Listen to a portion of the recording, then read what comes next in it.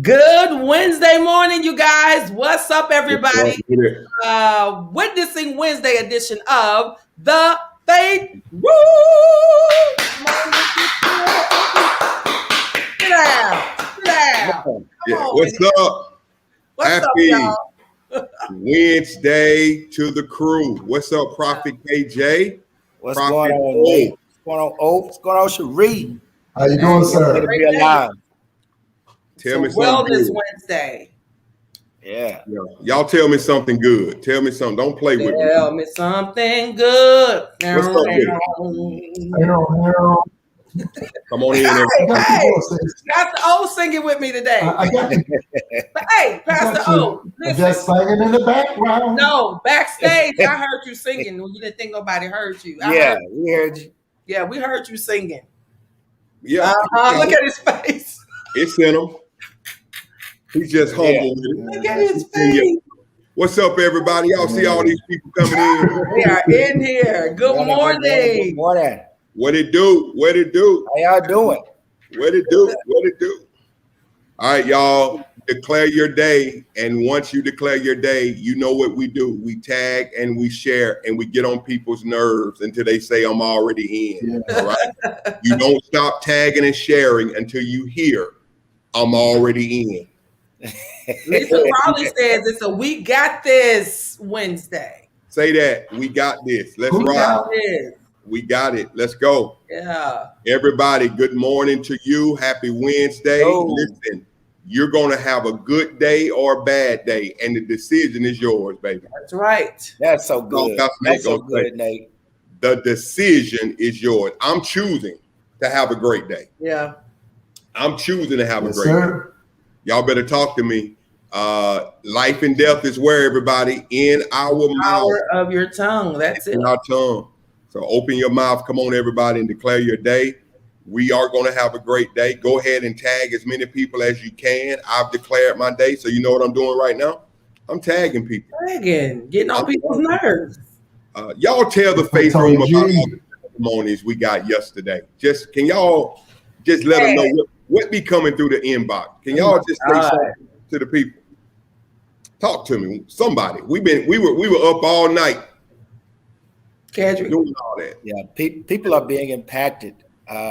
Continue to get inboxes, text messages about how people's lives were being impacted by just this conversation. The conversation. Yeah.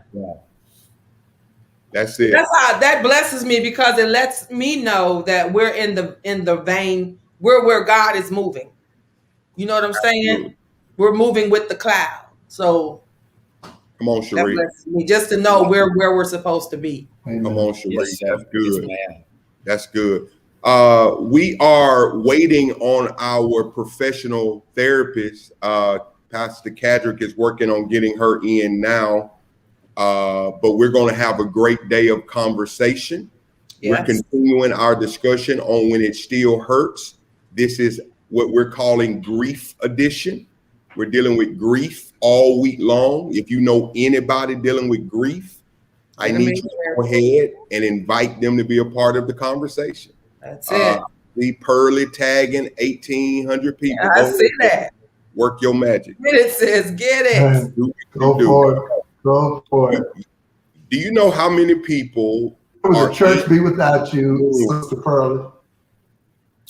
How many people are in Faith Room, Pastor O, because someone tagged them into a show and they never stopped coming in? So come on in, everybody. Some of them came in here irritated. What is this that you keep tagging me in? And look. And they have not looked back. And just calm right on down. They have not looked back. I'm tagging a few people on my end. Cherie, how you feeling today? What's on your heart today? How you doing? I feel great. I was kicking it, so this weekend I forgot I had to preach tonight. Oh, at the church? Yes. Okay. Yes. So how you forget that? It just kind of left my mind. It came quickly. You know how you know you got to preach, but the date came quickly. Yeah. You know, I thought I had some more time. All right. Mm-hmm. Yeah. Be you ready? You ready? You have a Is there word. any way we can go online to hear you, sis? It'll be online. What time? Tune in tonight, everybody. Wait. 6:30 Central Standard Time. Cherie, Yes. the elder. You want to see her heels in action? Tune in tonight. That's what I'm talking about, running in heels. Tune in tonight. Uh-oh. Woo. She'll show you how to work those heels tonight. Come on, Jesus. Yeah, y'all All pray right. my strength. We're praying for you, though. You're going to do a great job. We believe in you. And Pastor KJ, give us a thumbs up on our therapist, and then we will just, if there's any issues, y'all, we'll get her back. Don't worry about it. We're still going to flow. We're going to go another minute. Yeah, we'll still have a great conversation. Yeah, do you need to step away, KJ, to call her? Yeah, do that. Yeah, do that and come back in. Y'all know when we have issues like this, Cherie, you already know, right? It's about this happened. Something happened with her before. The first time she came in, you're absolutely right. It did happen. And it was a mighty, mighty episode. Every single time, God moves in a powerful way. Every single time. All right, y'all, I'm tagging a few people on my end. I hope you're doing the same thing on your end. Come on. They're doing it. They are tagging away. Yeah, that's it. That's what we do. And that's how we built our base. We built our base through the power of the tag. The tag. Yeah. Well, thank you. Look who's in the room. Who that? Hey, Joel. Joel Bond. Well, did you try to get Joel in for my celebration remarks? I didn't because I didn't know his work schedule or whatever. Joel Bond. Duly noted though, the next time. Joel Bond, we miss you. We love you. Let me tell y'all how Joel Bond got so popular in the faith room. By commenting. Just that simple, Joe. Period. And his comments were so powerful. And look at him now. He's a faith room distant learner. Celebrity. Come on, y'all. He's a distant learner. Somebody say, Cherie, how tall are you? How tall are you? I'm 6'1". And then you add the my wife looked at that picture and said, "You're the shortest thing on that stage, boy." Your wife said that, Pastor O? Yeah. Pastor KJ tall too. Why y'all? a lot of people were like, we didn't know he was tall. Yes, he's tall. I think Pastor KJ may be 6 feet. He got to be about 6'1". Okay, yeah, he's up there. I'm 5'10". Yeah, we got some big facilitators, y'all.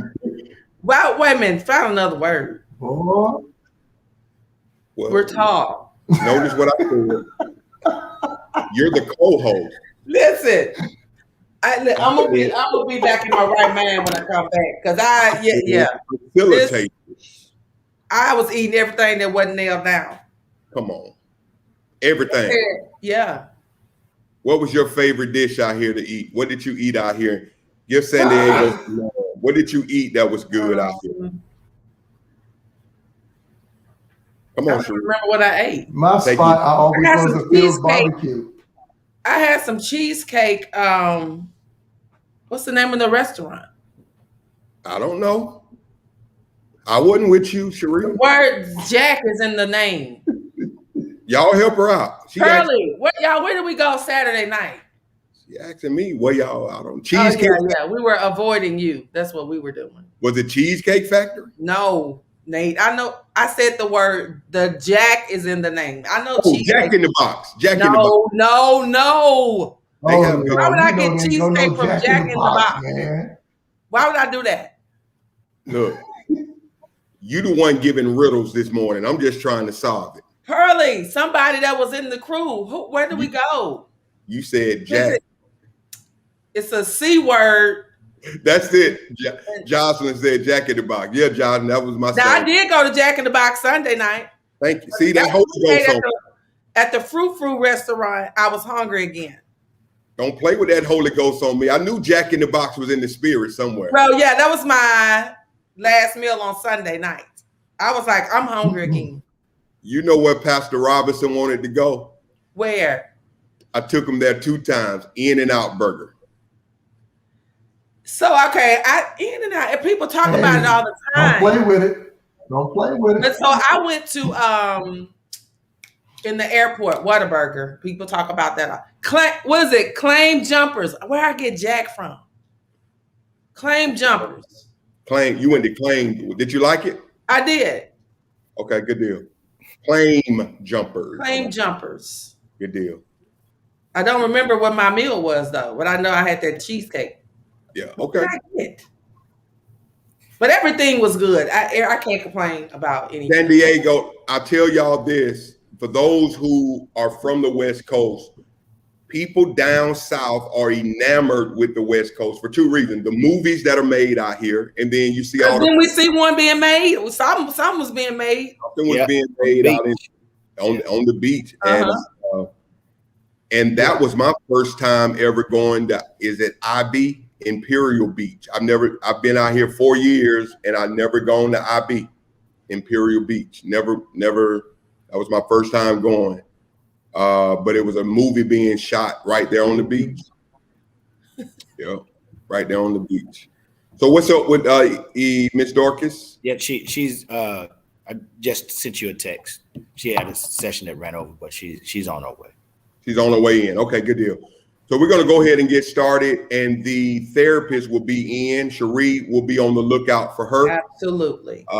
We are grateful for professional help that we are connected to. I want to thank Prophet KJ for making this connection for us. And of course, Miss Dorcas has been in before, and she did such a phenomenal job. And let me tell Pastor K, do you want to tell them that she moved stuff around today? Yes. With us. She absolutely did. She moved 2 appointments around just to be with us because she really loves the Faith Room and she wanted to be here with you all today. I even sent her some of the questions that were in the chat on yesterday, and she, just so she can pray and prepare, because Dorcas is not just a therapist. She is a spirit-filled woman of God, Bible teacher, preacher. And so, she's going to bring you both sides of it. And so she is really excited about being here with us on the Faith Room today. Absolutely. Cherie, I want to go ahead and lean into this as we wait on our professional therapist. We're talking about grief this week, grief.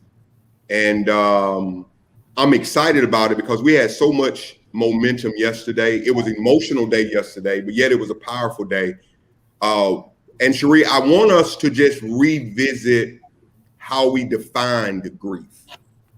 And Prophet KJ did a great job with that yesterday. We defined the grief in a very uncommon way because we only typically look at grief from the standpoint of physical loss, death of a loved one.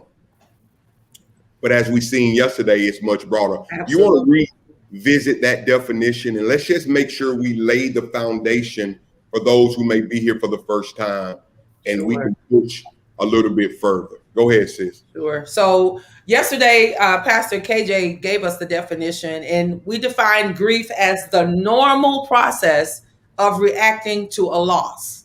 And we stated yesterday it is not exclusive for physical death.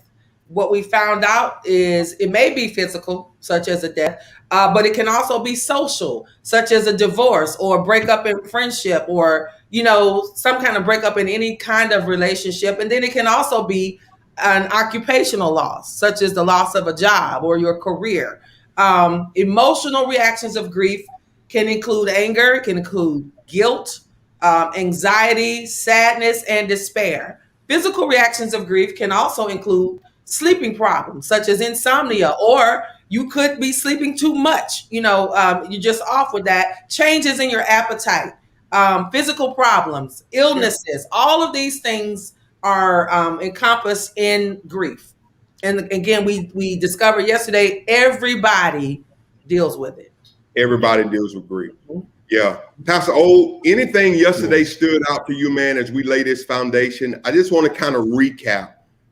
We talked about so much yesterday, but those three areas of grief, the physical, the relational, and the occupational. You want to hit those a little bit because everybody's not dealing with just the physical. Right. Talk about that relational and occupational grief so that we can make sure that we're on the same page.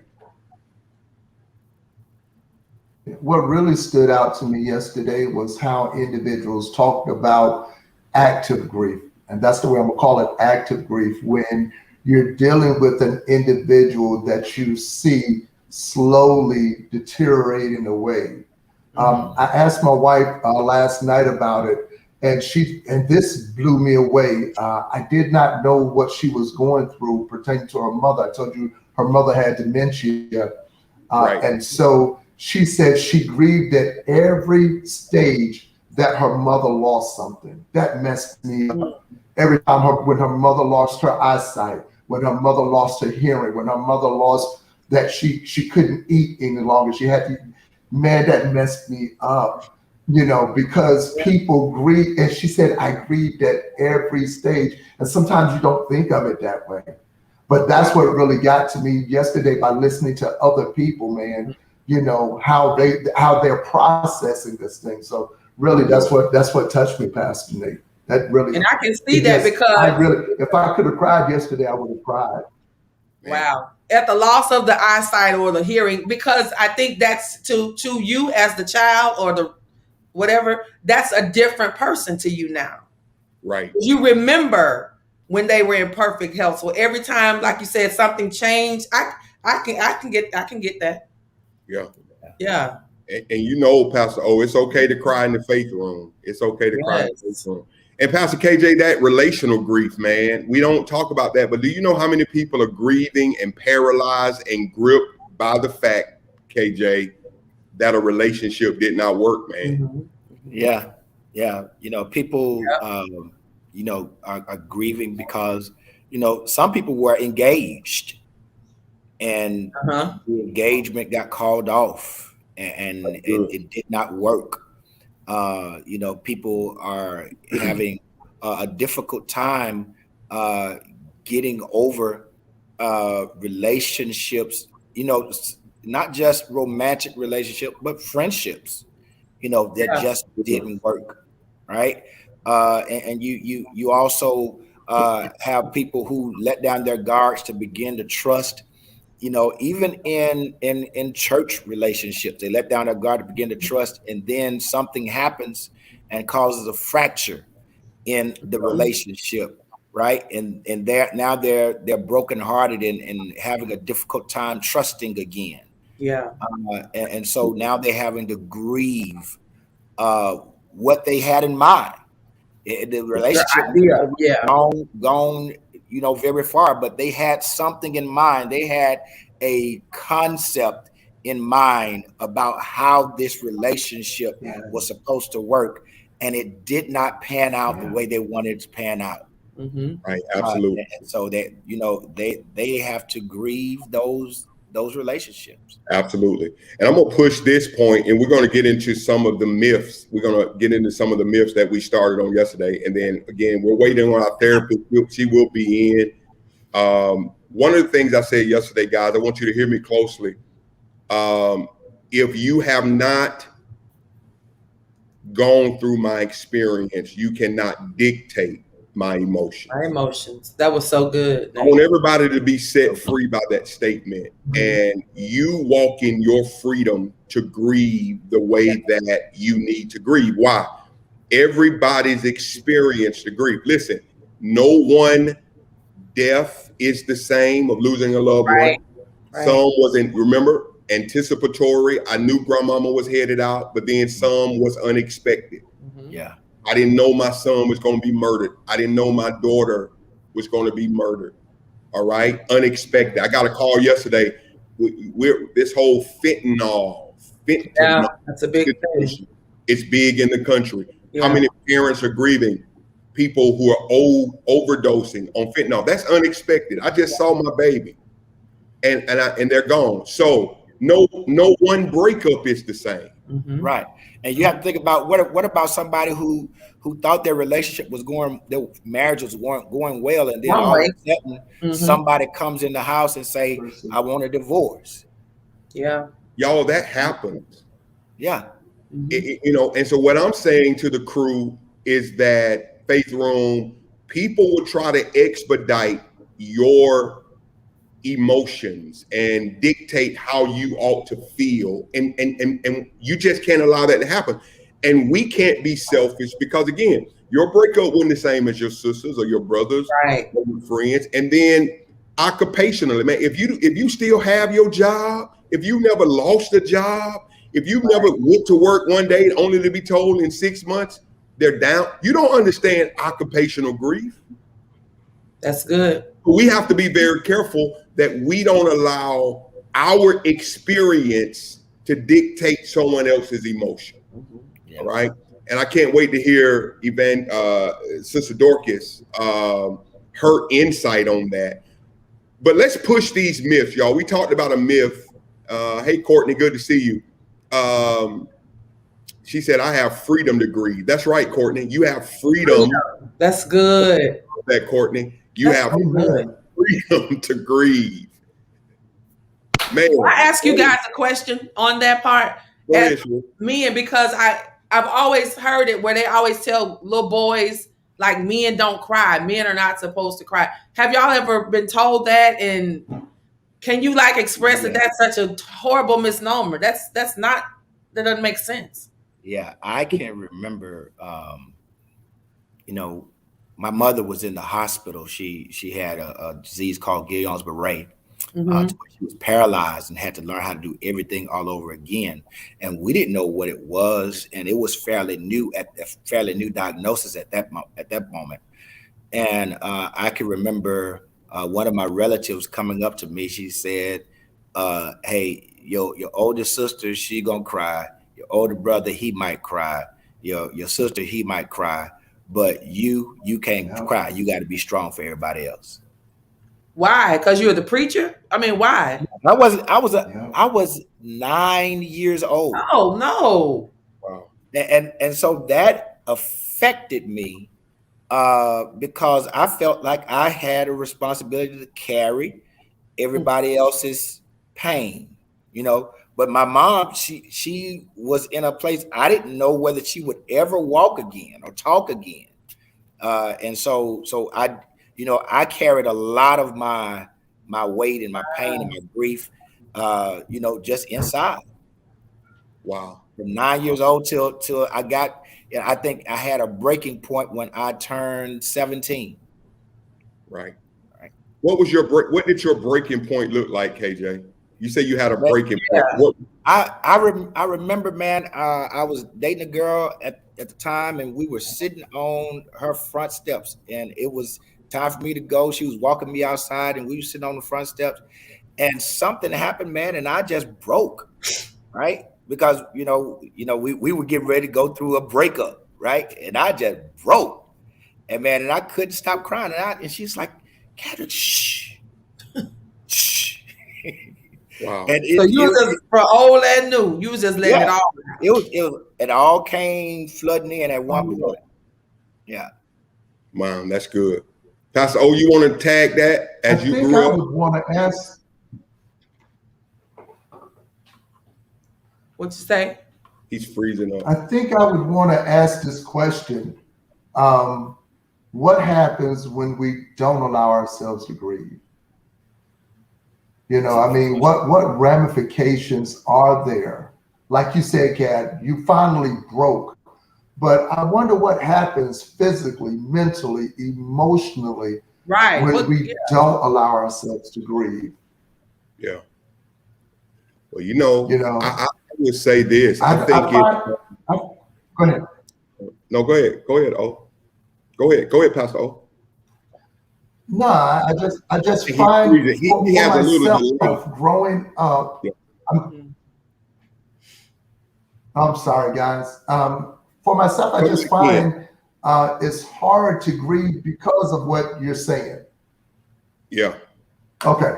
Because you'll be looked at as weak, I guess. And I don't know if this is something that's in other ethnicities, but I know it's shared amongst the African American community with men. They tell little boys, men don't cry. And so Right. Tony Gant says men are told they couldn't cry because it shows a sign of weakness. Men are always supposed to be strong. Right. That's gotta be, I don't know. I don't know. Right. Like how that wears on you mentally and emotionally. And they give you names when you cry Right. or express Man, your side as a man. They give you names. They call you, Yeah. P word. They call you the B word, right? And so you have you have to deal with these epithets that you have to navigate through as a man, and really have to find out what does masculinity really look like, when you're grieving. mm-hmm. How do you grieve?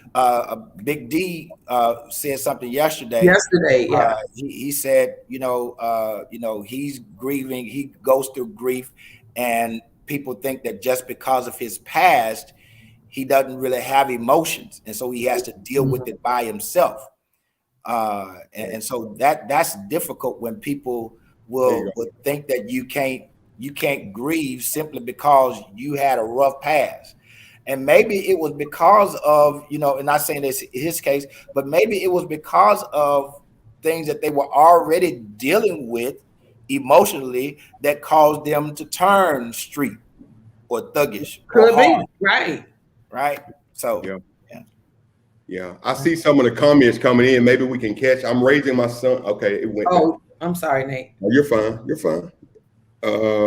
Men will punish their male sons for expressing their pain. It's emotional abuse and delays emotional development. Yeah, so that's why I was like, what happens when you just? I know something has to be happening when you can't release, when you don't have the freedom to grieve, as Courtney stated. That it has to be affecting something. Yeah. Oh, let's get some of your comments on that, men and grief. That's a stigma in our Black community. Yeah. I think that's what Nakina is saying. That's a stigma. Gina, y'all want to read some of these? Gina says, in some environments you grow up in, you don't have the time to grieve if you're trying to survive. Wow. That's good. Wow. Yeah. I can Most see of that. the time it came from playing sports as a kid, that boys aren't supposed to cry. We're hearing from some of the men now who are expressing this right now. Somebody want to read that one? Jamila said, I found myself saying that to my boys. I would say, stop crying. You're a boy. Boys aren't supposed to cry. And that is not true. They are humans as well, and they have feelings. Yeah. Wow, man. And so I'm sure you got that from somebody. You didn't just say that, you heard somebody else say that. Right. Which is why, pass it on. It's a stigma in the community that we're not supposed to cry. And then when a man gets in a relationship, and he has all of this repressed and suppressed emotions, then it comes out in other ways. And especially if it's a woman that he's in a relationship with, and it's a woman that told him he shouldn't cry. Now, when he starts to feel a certain way, now he feels like, you can't tell me how I'm supposed to feel. Right. He starts letting that stuff out. Yeah. I see Juanita Gaines. It's a long comment, Juanita, but I'm going to try to get Elder to put it up. Should it be after this or before this? Let me read Maisha's. I'm raising two young men and trying to focus on showing them the importance of being able to express their emotions so that does not become a problem in the future. Yeah, that's good, Maisha. And I think that's very, very important that we start now. Yes. And I guess my greater question, women, ladies, can y'all come in for a minute? Let me ask you a real question. Sure. Women say this all the time, Cherie, and I think it hurts men. And I want y'all to help me understand it. And men, I hope this sets you free. Women say stuff like, I don't want no weak man. Yeah. How do you define a weak man? Because we look at a weak man. Let me tell you, the stigma it can create is that if I cry, I'm going to appear to this woman, my significant other, my wife, whoever, I'm going to appear to be weak. Mm-hmm. And I've heard, and this is so true. I've heard my female cousins, because I have a lot of female cousins who said stuff like, well, you know, when girls talking at the family get together, child is always crying. Wow. It always crying. It always crying. It's always crying. Let me do it one more time. It always crying. What do you? And see, for me, I think that if a man feels comfortable enough to cry to me, that doesn't say weakness to me. Yeah. You know what I'm saying? That speaks volumes about the relationship. So I don't know. You don't have a problem with a man crying. I don't. So Jerry Robinson says a weak man to her looks like a man that cannot express themselves, cry, and show their emotions. Yeah. You're trying to play like you're strong, but Some of these comments up. I want to see from the you want women. me to get Juanita again, or Yeah, let me get Juanita, and then some of these. I don't want no weak man. Hit always crying. Here it is. Yes, being married for 22 years, it really hurt to lose my husband. To see him go down was hard. Doctor gave him 6 months, and he didn't last but for 2 weeks. wow, For 15 months, being a caregiver was hard. And 6 months prior to that, we had to go back east to bury his grandson who overdosed on drugs at 20 years old. It was hard because my husband had a stroke in 2019, and I had to take him across country on the Amtrak to bury his grandson. 3.5 days ago, across country, 3.5 days going across country and coming back was hard. Juanita, we love you, sis.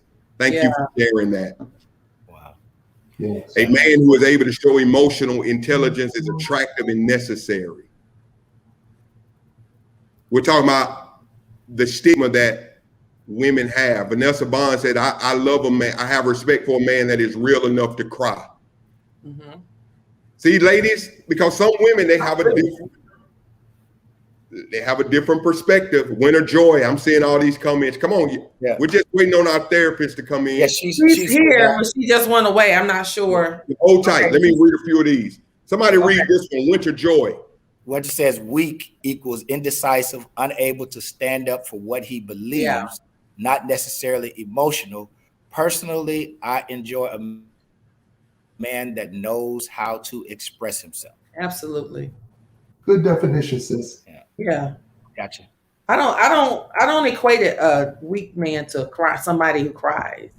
But Cherie, you know women do say that. Well, of course, we don't want a weak man. That's a true statement. But I don't equate it to emotions. I think, and then some of the other women are agreeing with me, if he feels comfortable enough to be vulnerable, with me, then that's not weakness. What's a weak man to you? Give me some examples of a weak man. What you just said, you don't. Oh, that's her. I want to hear from you. What would you say is a weak man? You don't know what you want. Okay. You can't make decisions. I gotta always make the decisions. Listen, here's the thing. For me, because I'm a single woman, I have to do everything. If I don't do it, it won't get done. Right? So we get tired of being strong. So we're looking for someone that we can submit to. But you can't be indecisive. You can't be wishy-washy. You gotta have it together. That's a weak man that don't know, right from left and up from down. Okay. And I need somebody to tell me no, be quiet. I need that. You need a man who you can't run over. Absolutely. Okay. When women have to do stuff out, and I'm speaking for a majority of the single women who have had to do everything. We want to submit to somebody, but you can't just hand it over to anybody because you got to know what you're doing. Do y'all feel what I'm saying? Yeah. I'm feeling you, Sheree. So Yeah. so Totally. maybe we talk about that next week. Weak men, strong women. That may be Yeah, but it doesn't take away our strength. Right. It's just it's in its right order. Yeah. And just so you know, we're not going off left here. We are No. dealing with a subject because men often don't express grief because of these stigmas that have been put on them. That's the context of the conversation. Yeah. We're not going left. I just want to set some men free who's about to explode because they are, as Tony Richards said, wearing capes every day. All right. Yes. So, ladies, just be careful with that. No, and I think we understand the weak men who are indecisive and things like that. That helps me because I always wanted to know, because there are men who are very emotional, but can still tell you to go sit down somewhere, Sheree, and stop Absolutely. talking. And you ain't wearing those red heels today. Put on the blue ones, like I said. Come on. And you're going to be quiet just like that. Come on. I'm gonna say why. Don't say I'm that. gonna ask I why. don't go that far. All right. I think that's. I need to know why. Next week. Next week. Go on in there. Hush. Go on. You're doing too much now. You're running out. Yeah, you shake it. Look, Cash, you do it like this. Yeah, now, boy. That doesn't. You talking like Miss Sophia off The Color Purple? Okay, praise God. Our Miss Dorcas is in the green room. All right, y'all. We have back Cadrick. Let's bring our guest in, and we're going to release her to go. Go ahead, man. Welcome again to the Faith Room, Dorcas Van Gilst, and she's going to come in and help us navigate through this conversation about grief. Welcome again, Dorcas. Thank you so much. You say broad stroke apology. I reworked my whole schedule around being here from 10:30 to 11:30. So I got that from. It was like I was so concentrated on it that I messed up the whole time. And I have so many notes. I mean, for 2 years, I was like, I just kept being like, oh my gosh, there's so much. How do you go down to an hour? And now I'm like, how do you go down to 30 minutes? Right. Off the entire time. But I loved y'all's whole thing yesterday. It was so good. Yes, it was. I listened to it twice because I want to be like, I don't want to hit all the same things because y'all were hitting so many of my notes that I was like, okay, let me nix that out. Nobody ever needs to hear that twice. Well, Pastor KJ, Miss Dorcas, welcome back. You are loved in this room. People have asked, where is Miss Dorcas? Where is Miss Dorcas? I'm like, I don't know where Miss Dorcas is. Hopefully she's at home chilling. But thank you for rearranging your schedule. And we're going to send you to lunch today. The Faith Room going to bless you today. Trust me, they're going to bless you today for your time. But I'm going to have Cadrick to kind of lead you into some discussion questions because we're not professionals, Miss Dorcas. We understand our limitations. And we are grateful that we are connected, to professionals who can help us. So I'm going to have Pastor KJ to kind of lead you into some of the questions, and you could just kind of flow. And you were so real the last time. We were crying in here the last time. I mean, it was so amazing. So just do what you do. I mean, we have people who are believers in this room, unbelievers in this room, people who are in very dark places. Yeah. So, Pastor KJ, let's just lead Ms. Dorcas into some discussion questions. Yeah. So Dorcas, I sent you some of the questions from yesterday, and of course you watched a lot of them on yesterday. So there were a lot of them that really hit for me. The one of the ones that really hit for me is when grieving turns violent. How do you deal with that type of individual? when they begin to grieve violently. Yeah. And all these things is one of the things. I mean, let me just go ahead and say, I think somebody said before, I think, Sharice, you said it about you grieve how you grieve. And that is so true because, kind of everybody wants to be a backseat driver in your grief if it's not comfortable to them. And so a lot of times I tell people, if it's not comfortable to them, then walk away from them, whoever them is. I've heard the phrase about don't let somebody should on you. Don't. If they say you should. No, if the word of God doesn't say you should, they don't get to do that. They don't get to should on you. So it's walking away from that and saying, but then on the other hand, how, there are levels of this emotion that can get really unhealthy, clearly, where people can become, suicidal, clinically depressed, can't get out of bed, can't function, violent. And let me just go ahead and say a lot of the violence comes from the very thing that y'all were talking about before you brought me on screen, which I'm so glad I wasn't on screen when you said that about that red heels. I was like, ooh, back up. Yeah, I had to pull back. Yeah. Marie was like, yeah. That's why if I was doing a couple, I'd say, well, if you don't want her to say that to you, don't say that to her. That's how that goes. But let me just go ahead and say, here's the problem with them saying, I don't want a man who always crying. Well, our culture has taught men that the only basically emotions that are manly are happy and mad, which makes it so difficult. Oh, that's good. That's pain because when they're sad, that gets turned to mad. If they're disappointed, it gets turned to mad. If they're frustrated, it's mad. If they're just in despair, it's mad. That's the only we've taught our sons that. We've taught them big boys don't cry. Yeah. I mean, I've heard my grandson say it, those identical twin 6-year-olds. And they'll say, and I'm like, no, real men, grown men cry. Because Jesus was grown. He cried. Yeah. There was no more manly man than Jesus. Come on. And so if Jesus cried, so can you, so can other men, because you feel what you feel. Feelings aren't right or wrong. They're not holy or they're just feelings. They're all about they're an alert system to something's going on. That's what they are. So then we stop and we say, okay, so if I'm this feeling this way, some type of way, I'm all up in my feelings, what are they trying to tell me?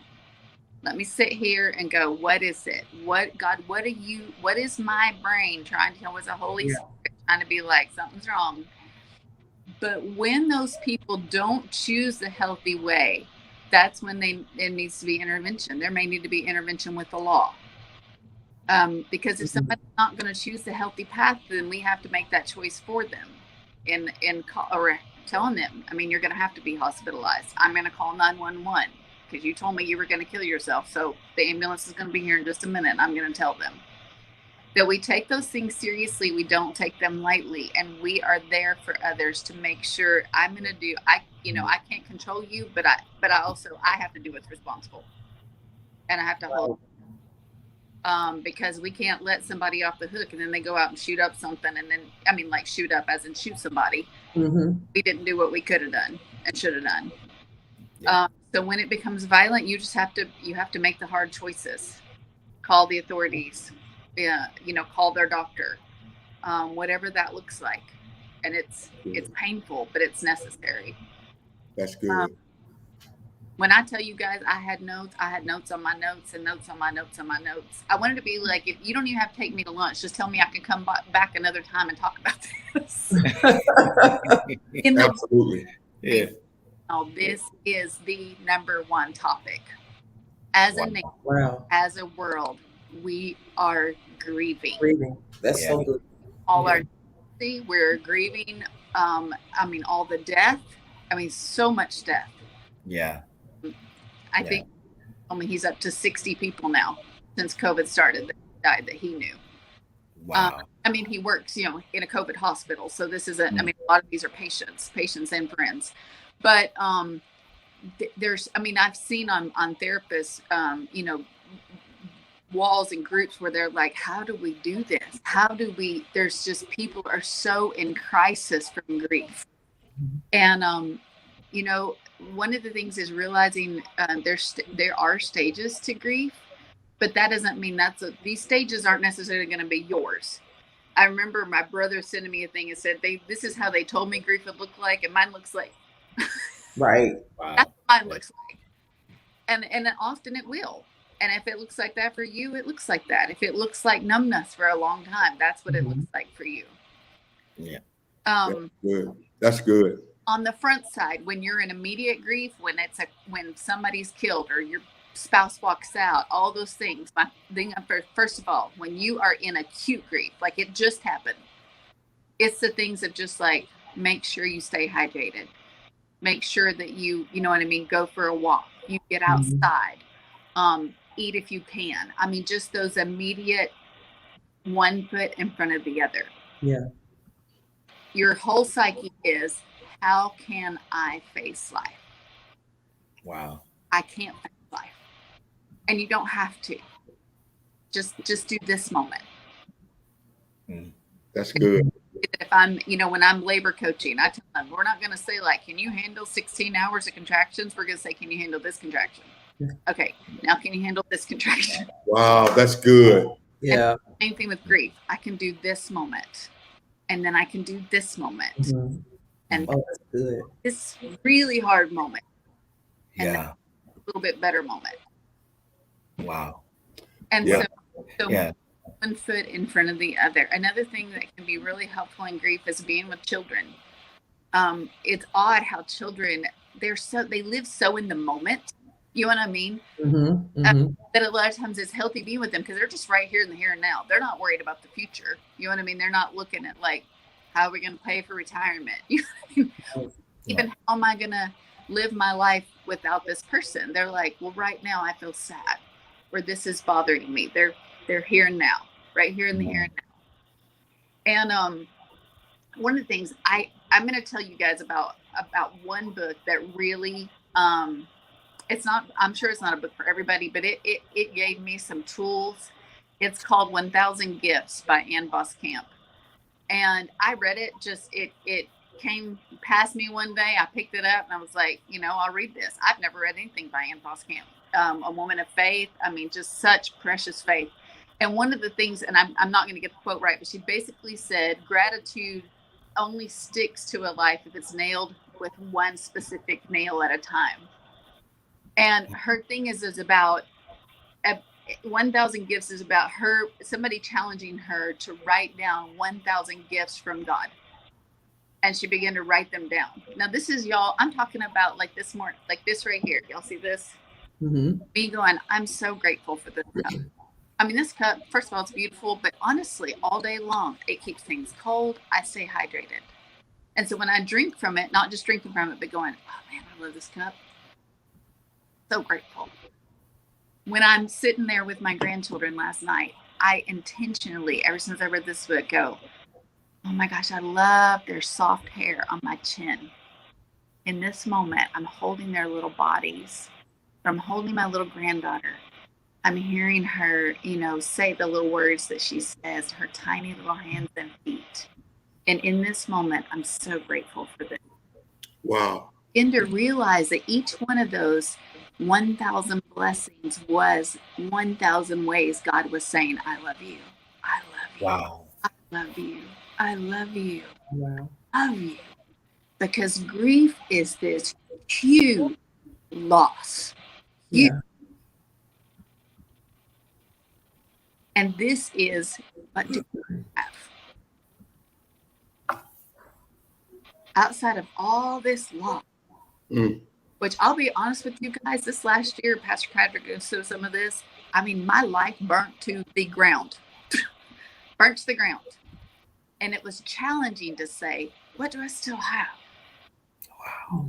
But you know what? When I did, what I had began to grow. Yeah. This was on what I still have. I still have this person and this person and this company and this thing. This is very simplistic, but I used to say my sister has 7 children, and she used to, I heard her one day when one of her kids said, well, that's not fair. And she was like, oh, you're right. Life's not fair. I mean, if life was fair, you would live in a mud hut like every other child in the world. Life's not fair. Right. Wow. Ooh, that was convicting. Right. Yes. And so it's like, okay, you're right. So we have. And again, that's a very simple thing, but that's on the recovery side. So let me back up over here to the suffering side. Okay. The truth of the fellowship of his suffering. Mm-hmm. There is times when you're going to need medication. I mean, you can sit there and say like, well, 100 years ago, we didn't have medication. Right. 100 years ago, they put people in asylum and that's where they lived. Don't have to. Wow. I mean, back in Bible times, Paul said, Timothy, your stick to your stomach. This is what you do. You take some wine. This is the medicine I'm saying you should take. It's going to kill bacteria. Well, this is the medicine you take. You take an SSRI to replenish the serotonin and norepinephrine in your brain, whichever one you need, all that you need. You do what you need to do. But in the same way that if somebody came to me and said,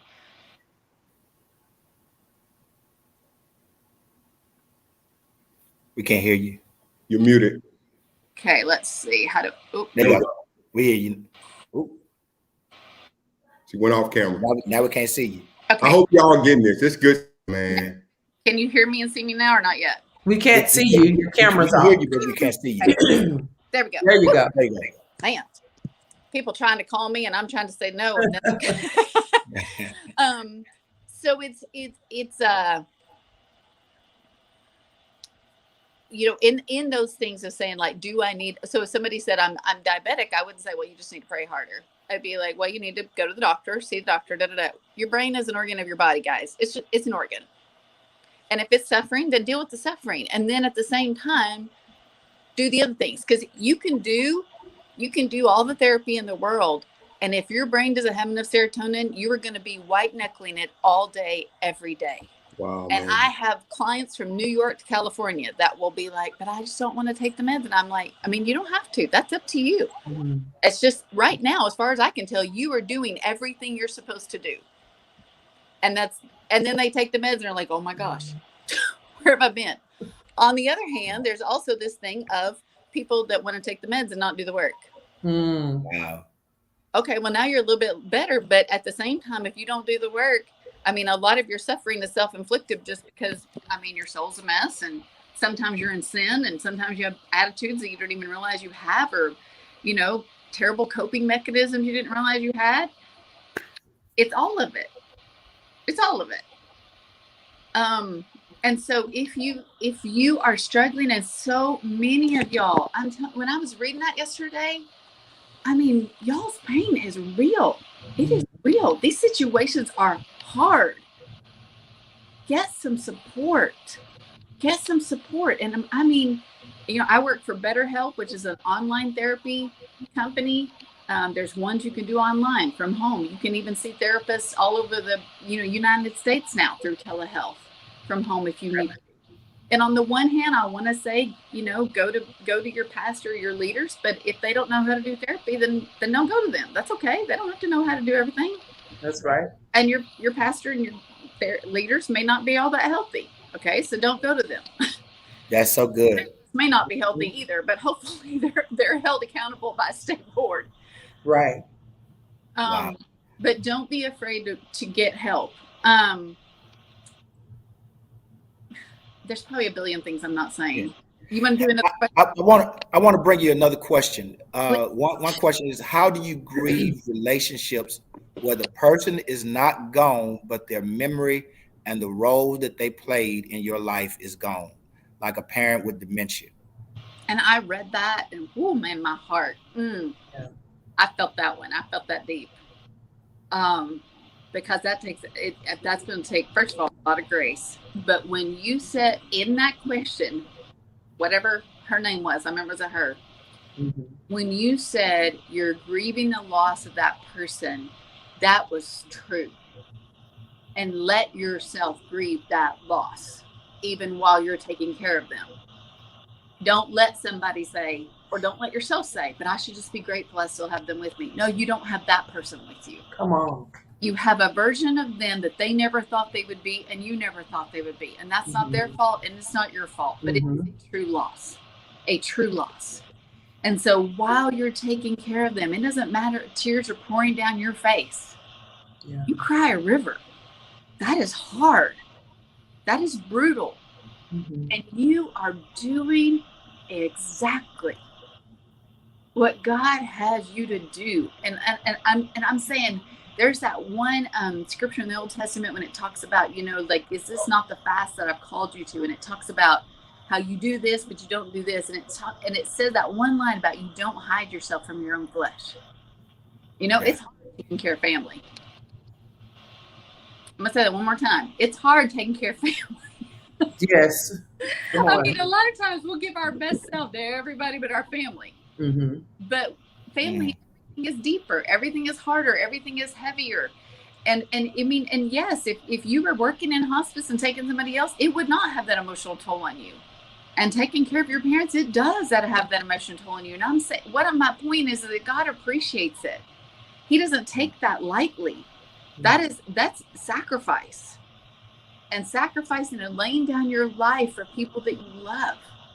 And the Lord takes that sacrifice seriously. And I'm not saying on here, please don't hear me saying everybody should have their parents in their home taking care of them. It looks different for everybody. It looks different for everybody. And I mean, and I don't know your parents. Your parent may be a terrible person that you can't have a relationship with. And that's hard and that's sad, but it's a lot of times true. But when you're saying, like, I so grieve this person and they're still here, yes, you do. And so again, get the support that you need, get the help that you need from somebody outside this situation that can be objective and that can just walk that road with you. That's so good. I don't know about you, but there's an anointing just on her life as she's talking that almost gives you permission to grieve. Right. And this is so good. I just want to hit you with one more question. This is the last question. Okay. It says, when the abuser dies, but the family is grieving and the victim isn't, but falls into depression, how do you deal with that? Ken, I read that when you sent it to me and I was like, man, I felt that one deep. And okay, so all your life, you've known that you were separated from them. You had this relationship with the abuser. They had this relationship with the abuser. So you were alone in that relationship. And now they died, and now you're even more alone. The walls between the chasm between how they view this person, how you view this person, that is wide and deep. And so it is compounding your aloneness, again, that you've been dealing with for years. Now that's my surmising just from the outside. And not even knowing who you are and how you're sitting in that yourself. But the pain of that, because it's not that you're grieving that person died. You're grieving that you're grieving the pain that you've had to grieve by yourself all this time. Yeah. You're grieving. You could be grieving them ever giving you an apology, them ever admitting that what they did to you. And now everybody else is like, oh, they were such a good person. And you're like, but they weren't. Wow. And you're having to deal with that deep inside and not rain on everybody else's parade. But that is, again, that's painful. That is a loss. That's a big loss. And get some help. I mean, because if you, I hope in the name of Jesus that if you reached out to any half good therapist, they would be like, oh yeah, that is a tough one. That is a tough one to deal with. Yeah. And I have so many notes on my phone only just because this subject is so big. Because let me just go back and say too, I read a quote the other day that says something like, you can have grief without trauma. You can't have trauma without grief. Wow. A part of trauma is grief. So in other words, you that were abused by this person, you've already had the grief of your innocence lost. So many things you lost already that you've been grieving for years. And so there's this piece of trauma that is there's so much loss in it. And so again, allow yourself to grieve that loss and to grieve it how you need to grieve it. Yeah. Right. I want to say this, and we're done. Miss Dorcas, I have to let you go. I don't want to let you go. I wish this was like a conference and we could just break for 15 minutes and come back. Same. But whenever you're free to come back. Yeah. Cadrick can work that out with you. Generally every Tuesday and Friday, I'm off in the mornings. So I'm not off this Friday, but next week I'll be off Tuesday and Friday. And if I think we're going to keep this going, but I just want you to address this one thing for me. Absolutely. The timeline for grief. When people make comments, and we're talking about death, we're talking about relational, we're talking about occupational. In this context, people lose loved ones, people lose relationships, marriage, divorce, and then job loss. People are dealing with that right now. Right. Everybody talks about you should be over it. It's been a year. It's been 2 years. Why are you still thinking about it? Is there just clinically, I mean, what's this whole timeline thing that everybody's trying to push people through their process? Can you just give just a tad bit, a minute, 2 minute thought on this whole timeline piece? So when it comes to the loss of a loved one, and I'm going to say especially a child, which is not something I've experienced.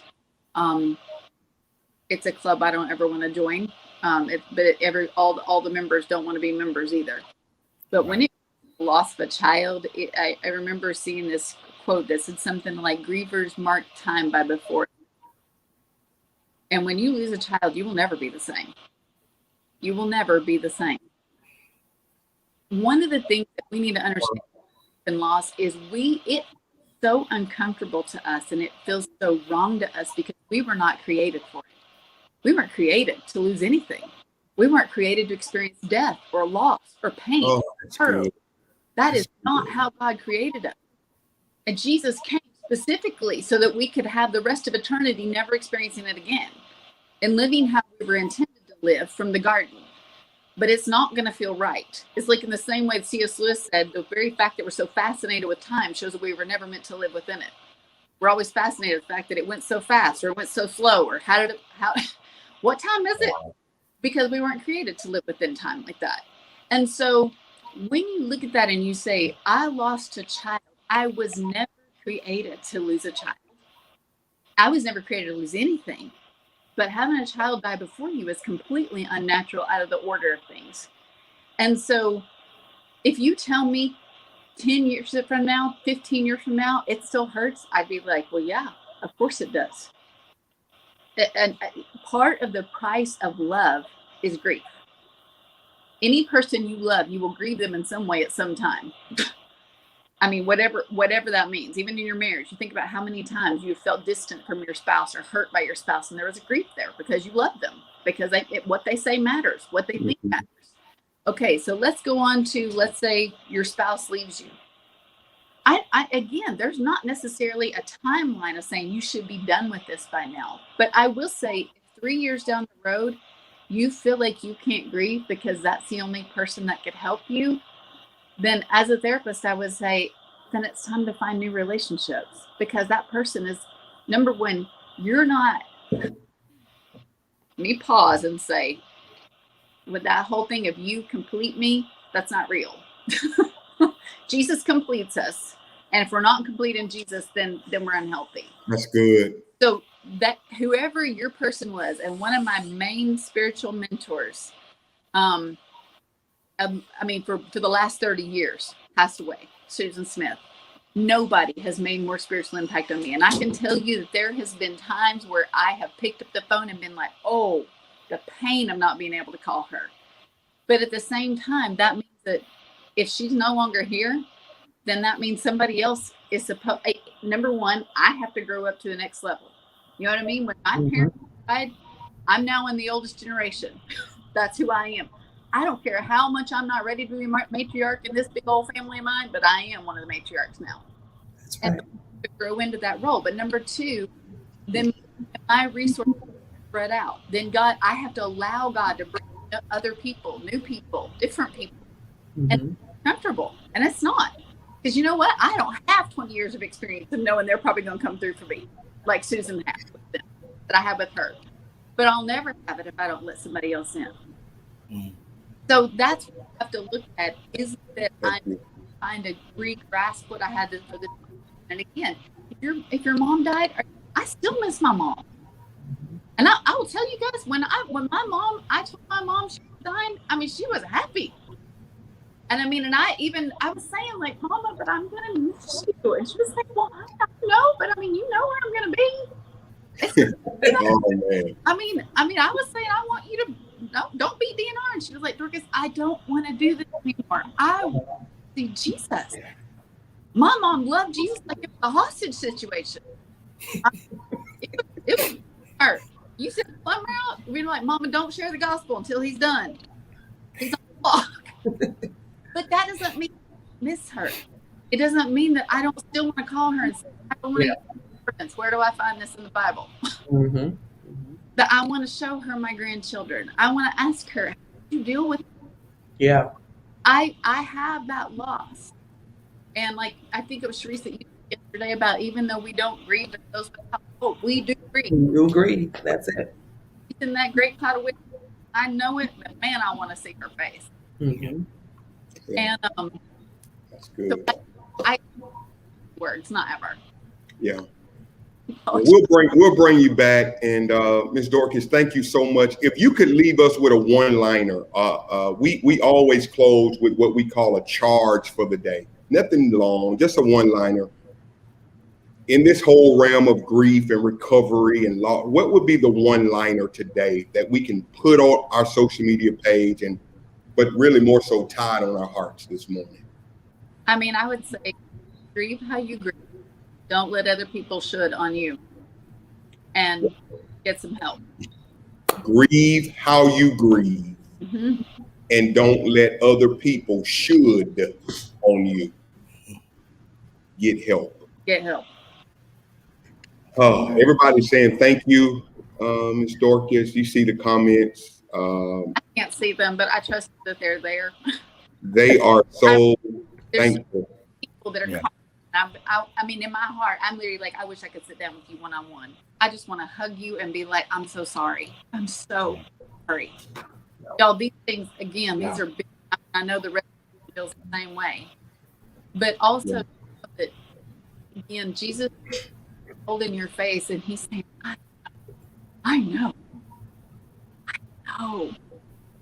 He knows that brimming ache. He knows he's not thinking of the small. Right. That's great. That's good. So, Ms. Dorcas, we're gonna let you go, and Pastor KJ, we'll work it out to bring her back. In fact, I just think we should vote right now to make Ms. Dorcas you know how Dr. Phil became famous? Oprah brought him in. Therapist. Yeah. Can we call her what now? What would be her title for the resident therapist? And Ms. Dorcas, if you would like the position of resident therapist for the Faith Room, we offer it to you today. And I'm serious. I honor you all in the Lord. I listen to you and I glean from you. And I mean that seriously, because there's so many times when I can't be on here because I'm working, but then I go back and watch the YouTubes a lot of times. And I'm so grateful that you guys are doing this, because it is clearly meeting the need in our community. It's meeting the need in our church, where people have needed for a long time in the church to not have to fake it. Yeah. Wow.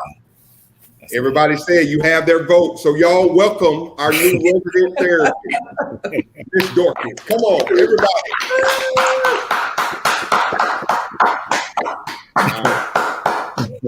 Cherie, we thank you. Let's take Ms. Dorcas out, and then we'll ask people to give toward our Faith Room. Ms. Dorcas, we love you. Thank you. Thank you. Love you all. Thank you so much. You're blessed. All right. Bye-bye. Bye-bye. Wow. Kadrick, this is just good. It was very good. Yeah. Very helpful. Yeah, very helpful. And just to have a go-to therapist that we can use periodically. Adela is also willing to come in. In fact, She's good to go Friday. Adele Brown, who we had on last week. That's Friday. Good. These are professional people who are being trained, licensed. Adela's in her finalizing her internship. She's already finished her coursework. I mean, just people who know the subject matter. So, Cherie, I think we ought to sow today. I mean, and, if you feel like you want to, I mean, we are. I'm at a loss for words now. Yeah, I'm just grateful, man. And I think for me, y'all, we just have to support each other. I think Pastor O said it yesterday, man. We need each other. We need each other, y'all. We can't do this by ourselves.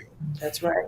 Yeah. And we gotta find joy, find laughter. You know, people think we come in here scripted, y'all. We just flow. We just live because it's so. I don't know what this day is gonna bring. I don't know if this is my last day. We don't know. Your last day. We don't know. We you know, to be uptight every day and to be just. It just sucks you. Kadrick, when you agree with that, it just sucks you. It just it's draining you. And then so find your joy, find a way to laugh, find a way to, like Dorcas said, go for a walk, pick up your grandchild and put them on your chest. I love her just talking about the moment. Living in the moment. The moment. Yeah. Living in the moment. Don't try to tackle the whole lot, your whole life right now. Don't just take one moment at a time. Yeah. Enjoy the moment. Yeah. And Rich Miller is still stuck on don't let people shoot on you. Yeah. Well, that's a part of the charge. So go and post it, Pastor. That was a good one. And I think Vanessa sums it up. Bottom line, this is the takeaway. There is no right or wrong way to grieve. Realize that whatever works for you is okay. Yeah. That's the. She said that there's no right or wrong feelings. That's what feelings aren't good or bad. I think it's how you handle them. That's how you feel. Yeah. That's the summary for the day, guys. And I would just tell everybody, leave people alone. From the standpoint of trying to pray for them. Yeah. Old friends impressed me because they sat in silence for many days, but then they started opening their mouth. Yeah. And messed it up. Man, tell me what you did now. I'm tired of it. You scratching too much. Tell me the sin you did. Just sometimes, man, just let people deal with it. Be there. Show up. And I remember my mother telling me that. I can remember some of my friends were going through losing loved ones. And I was like, Mom, I don't know what to say. What am I supposed to say? She said, sometimes your presence, just go and be there. You don't have to say anything. That's it. And so my mother taught me that. The ministry of presence. Just let your presence speak. Yep. The ministry of a text. You know what gets me through? Just when somebody just sends me a text message to encourage me.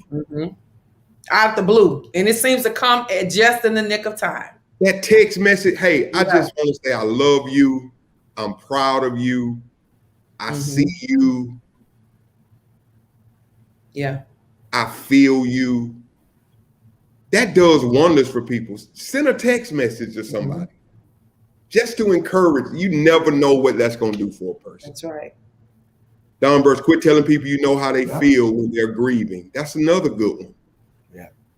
So tomorrow, y'all, we're gonna dig a little bit deeper. I love you guys. Yeah, we're in an hour and 13 minutes, but this is worth it to me. I believe so. And I'm grateful. I love you guys. Have a great day. It's Wednesday. Enjoy this day. We have another day to get it right with Jesus. Yeah. Y'all, whatever the sin is, whatever the issue is in your life, man, we have another opportunity, man, to get it right with Jesus.